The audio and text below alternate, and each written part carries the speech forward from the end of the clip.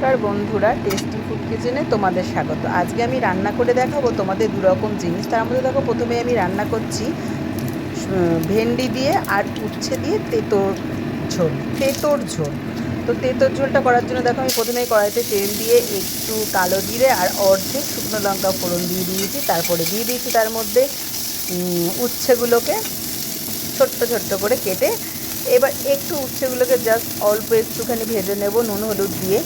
তার জন্য দেখো, একটু নুন দিয়ে দিলাম আর একটু হলুদ দিয়ে দিলাম পরিমাণ মতো। খুব বেশি কিন্তু ভাজবো না, একটু হালকাই ভাজবো। এটা করবো তেঁতোর ঝোল।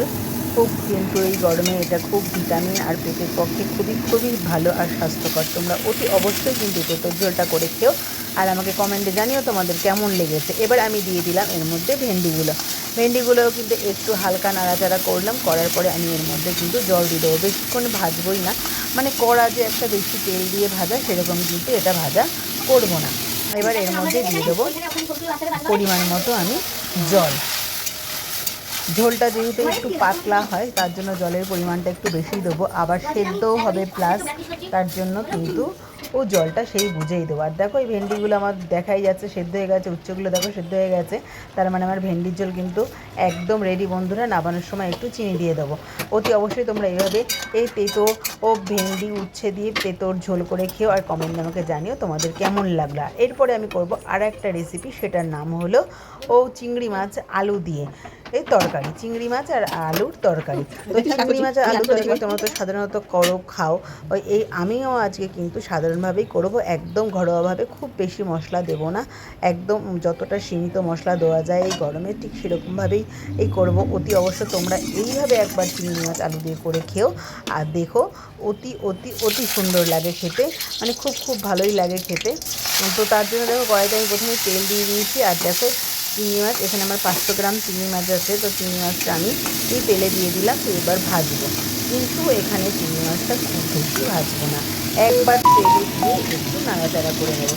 খুব বেশি ভাজলে চিংড়ি মাছ কিন্তু শক্ত হয়ে যায়, তার জন্য কিন্তু খুব বেশি ভাজবো না। দেখো, জাস্ট একটু তেলে দিয়ে নাড়াচাড়া করলাম। একটু হালকা লালচে হওয়ার সাথে সাথে কিন্তু আমি চিংড়ি মাছগুলো তুলে দিচ্ছি। এবার এই তেলের মধ্যে আমি বেশ গোট গোট করে কেটে রেখেছি আলুগুলো, সেই আলুগুলোকে ভেজে নেব। আলুগুলো ভাজার সময় কিন্তু অতি অবশ্যই একটু লবণ দেবে। আর যেহেতু চিংড়ি মাছের একটু হলুদ হলুদ ভাব ছিল এই তেলে, তার জন্য কিন্তু আমি হলুদটা আর দিই না, পুরো হলুদটা স্কিপ করে গেছি। এখন অন্য সময় কিন্তু অবশ্যই আমরা আর কোনো কিছু ভাজলে সেটার মধ্যে নুন হলুদটা দিয়ে থাকি। তো এবার নুন দিয়ে দিলাম দেখো পরিমাণ মতো দিয়ে। এবার আলুটা আমি ভেজে নেব। আলুটা দেখো ভাজা হয়ে গেছে। এবার আমি আলুটা তুলে নেব। আলুটা তুলে সেই কড়াইতে একটু পরিমাণ মতো তেল দেবো, খুব বেশি তেল দেবো না, কারণ চিংড়ি মাছটা যখন ভেজেছি তখন একটু বেশি পরিমাণেই তেল দিয়েছিলাম। আর যখন চিংড়ি মাছগুলো তুলেছি তখন কিন্তু ছেঁকে তুললেও তার মধ্যে অনেকটাই তেল থেকে যায়। সেই জন্য অল্প পরিমাণ 2 টিস্পুন মতো আমি এখন তেল দিয়েছি। এর মধ্যে তেলটা গরম হয়ে গেলে এর মধ্যে আমি দিয়ে দেবো কুচানো পেঁয়াজ। একদম ঝিরিঝিরি করে, যতটা ঝিরিঝিরি করে কোচানো যায় সেই রকমভাবেই কিন্তু পেঁয়াজ কেটে রেখেছি, সেই পেঁয়াজই দেবো। আর ফার্স্টে আমি দিয়ে দিলাম গরম মশলা আর একটা তেজপাতা। গরম মশলা আর তেজপাতাটা একটু বেশ গন্ধ ছাড়লেই দিয়ে দিয়েছি তার মধ্যে কুচানো পেঁয়াজগুলো। দেখতেই পাচ্ছ বন্ধুরা তোমরা, পেঁয়াজগুলো কিন্তু খুব ছোটো ছোটো করে কাটা।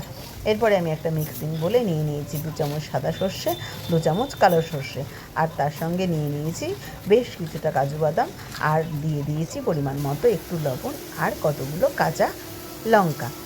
এগুলোকে মিক্সিং বলে আমি বেটে নেবো। আর এদিকে দেখো, পেঁয়াজটা ভাজা ভাজা হয়ে গেছে। এর মধ্যে দিয়ে দিলাম টমেটো কুচি।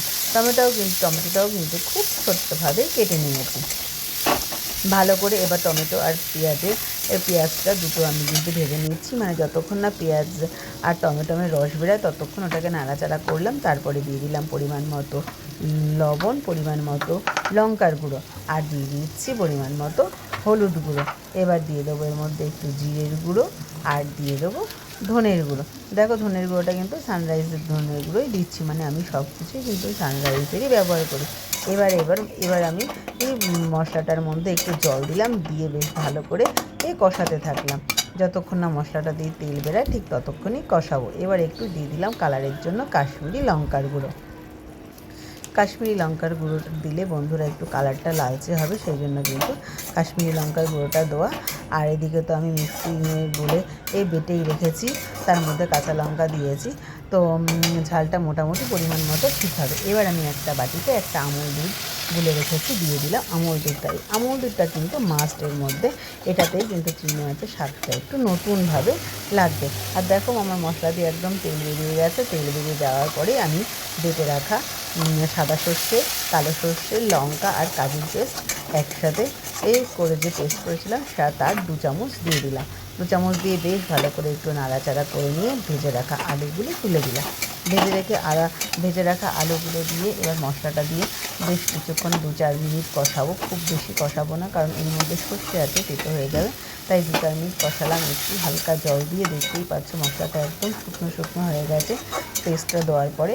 তার জন্য হালকা 2-4 বার নাড়াচাড়ার পর আমি এর মধ্যে দিয়ে দেবো পরিমাণ মতো জল, কারণ আলুটা কিন্তু আমার 60% মতো সেদ্ধ হয়েছিল।